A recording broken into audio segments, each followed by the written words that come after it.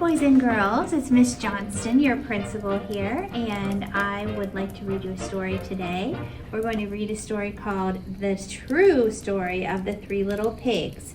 And this is kind of a different version of the Three Little Pigs. You might have heard that fairy tale before. This is kind of a newer version of that. So listen for some new details. Also, you should have taken home a packet of hot cocoa and a candy cane. So I want you to enjoy your cup of hot cocoa if you haven't done that already, and sit back and enjoy a story. The true story of the Three Little Pigs. Everybody knows the story of the Three Little Pigs, or at least they think they do. But I'll let you in on a little secret. Nobody knows the real story because nobody has ever heard my side of the story. I am the wolf, Alexander T. Wolf. You can call me Al. I don't know how this whole big bad wolf thing got started, but it's all wrong. Maybe it's because of our diet. Hey, it's not my fault wolves eat cute little animals like bunnies and sheep and pigs. That's just the way we are. If cheeseburgers were cute, folks would probably think you were big and bad too. But like I was saying, the whole big bad wolf thing is all wrong.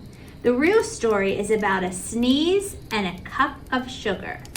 This is the real story. Way back in Once Upon a Time, I was making a birthday cake for my dear old granny.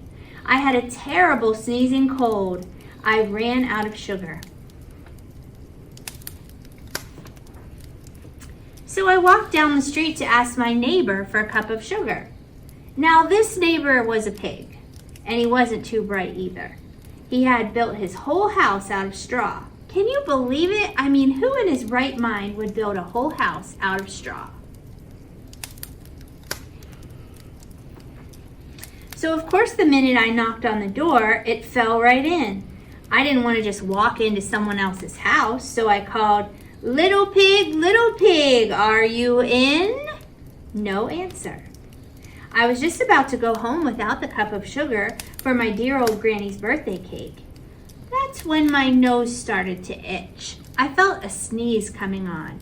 Well, I huffed and I snuffed and I sneezed a great sneeze.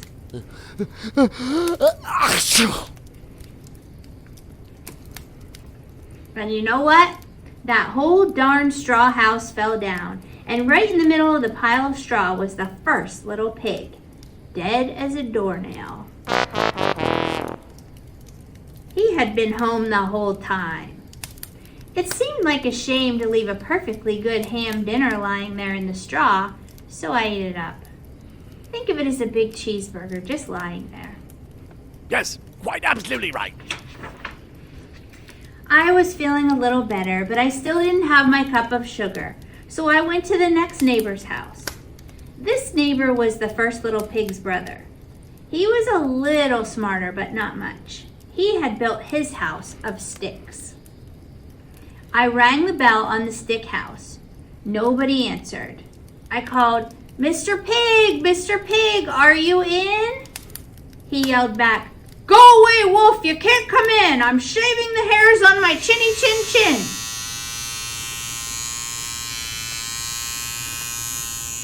I had just grabbed the doorknob when I felt another sneeze coming on. I huffed and I snuffed and I tried to cover my mouth, but I sneezed a great sneeze. And you're not going to believe it, but this guy's house fell down just like his brother's. When the dust cleared, there was a second little pig, dead as a doornail. Wolf's honor.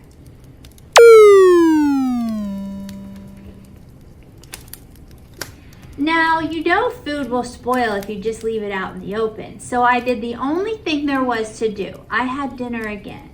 Think of it as a second helping. I was getting awfully full, but my cold was feeling a little better.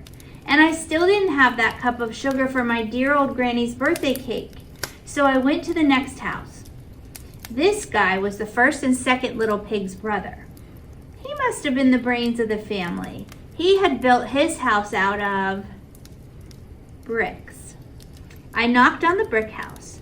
No answer. I called, Mr. Pig, are you in? And do you know what that rude little porker answered? Get out of here, Wolf! Don't bother me again! Wow. Talk about impolite.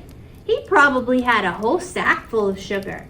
And he wouldn't give me even one little cup for my dear sweet old granny's birthday cake. What a pig! I was just about to go home and maybe make a nice birthday card instead of a cake when I felt my cold coming on.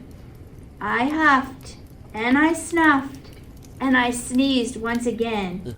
Then the third little pig yelled, "And your old granny can sit on a pin!" Can you believe that? Now, I'm usually a pretty calm little fellow, but when somebody talks about my granny like that, I go a little crazy. When the cops drove up, of course I was trying to break down this pig's door, and the whole time I was huffing and puffing and sneezing and making a real scene.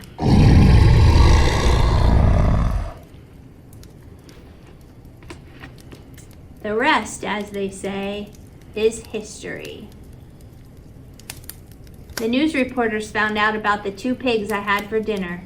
They figured a sick guy going to borrow a cup of sugar didn't sound very exciting. So they jazzed up the story with all of that huff and puff and blow your house down, and they made me the big bad wolf.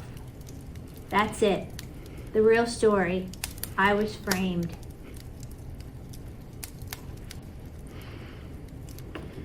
But maybe you could loan me a cup of sugar. The end. So what do you think? Do you think that his story was true? Or do you believe the original story of the 3 little pigs? Do you think the wolf was actually innocent and he just happened to run into those circumstances and ended up eating the pigs because they were already dead? Or do you think he was big and bad? I don't know. I guess it depends who you listen to. Who's afraid of the big bad wolf? Big bad wolf, big bad wolf. Who's afraid of the big bad wolf? Fa la la la la.